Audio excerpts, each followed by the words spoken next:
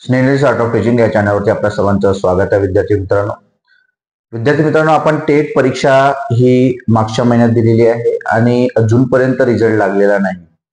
या संदर्भानं आजचं काय अपडेट आहे ते सांगतो आहे. अफवा आहेत, अफवावरती विश्वास ठेवू नका.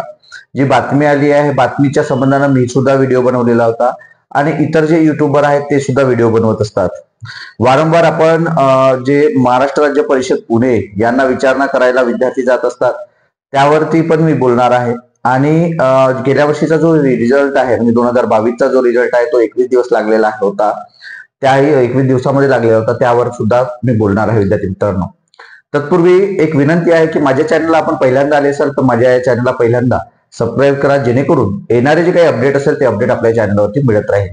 विद्यार्थी मित्रांनो, वारंवार ज्या वेळेला सूचना दिल्या जात असतात तर ते एक वावगं ठरत नाही. म्हणजे आपल्या सर्व विद्यार्थी जे मित्र आहेत त्यांना राग आलेला आहे की अजूनपर्यंत रिझल्ट लागलेला नाहीये आणि आपण युट्यूबवर काही पण सांगत असता, खोटं बोलत असता.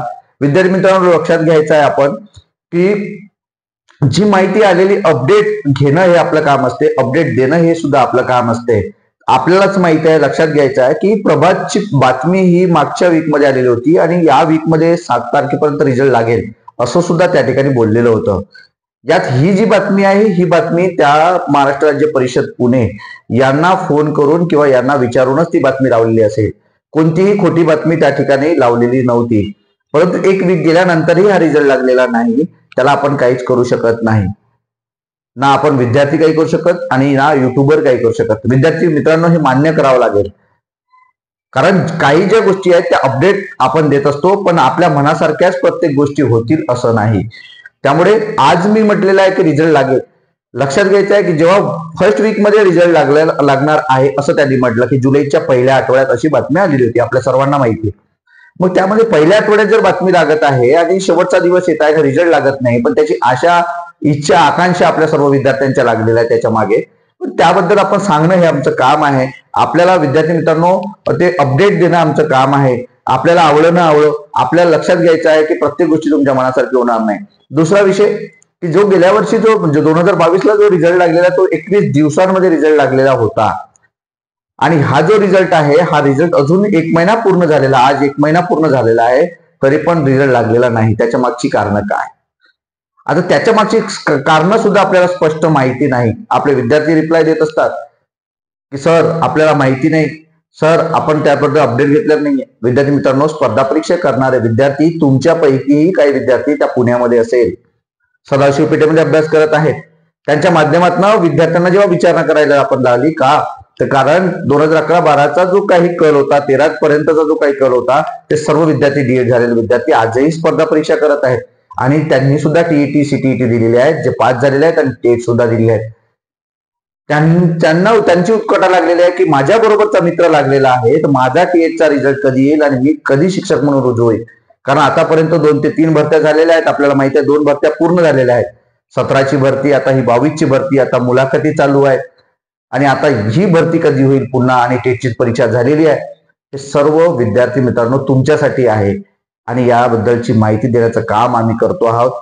काही बाबतीत वेळ लागत असेल पण त्याचा रोष आमच्यावर काढू नका, हे तुम्हा सर्वांना सांगू इच्छितो. विद्यार्थी मित्रांनो, हा वेळ कशामुळे लागताय याबद्दल काहीच सांगितलेलं नाही, परंतु रिझल्ट आम्ही लावण्यासाठी तत्पर आहोत. रिझल्ट लवकर तयार आहे, ह्या सर्व गोष्टी बोललेल्या आहेत. आयबीपीएसशी त्यांनी संपर्क केला असेल महाराष्ट्र राज्य परीक्षा पुणेनं, कारण हे रिझल्ट लावून रिझल्ट सर्व ओके झालेला आहे असं त्यांनी फक्त सांगितलेलं आहे, परंतु कधी लावणार याची काही तारीख सांगितलेली नाही.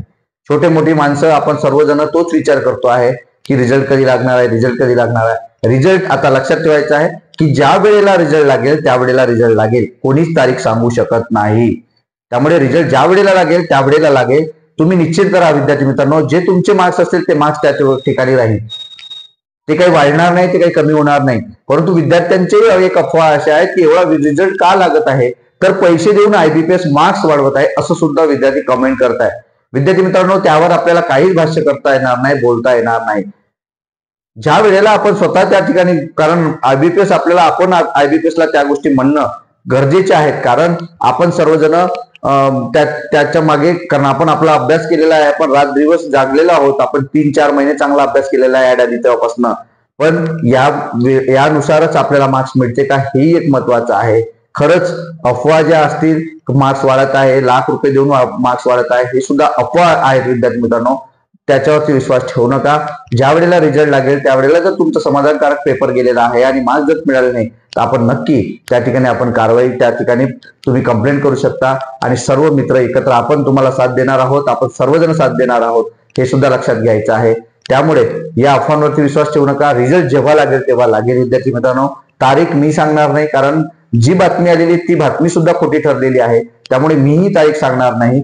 ज्या वेळेला लागेल त्यावेळेला, मग ती रात्री लागो की उद्या लागेल किंवा परवा लागेल, हे ते आता IBPS वरती आपण सोडलेलं आहे विद्यार्थी मित्रांनो. हेच आजचं अपडेट होतं. हे अपडेट आपल्याला कसं वाटलं हे नक्की कमेंट बॉक्समध्ये कळवा. आणि या व्हिडिओ बद्दल तुम्हाला काय वाटतं, मी जे बोललो त्याच्याबद्दल तुम्हाला काय वाटतं ते सुद्धा कमेंट बॉक्समध्ये कळवा. आणि अशाच अपडेट करता माझ्या चॅनलला सबस्क्राईब करा. धन्यवाद.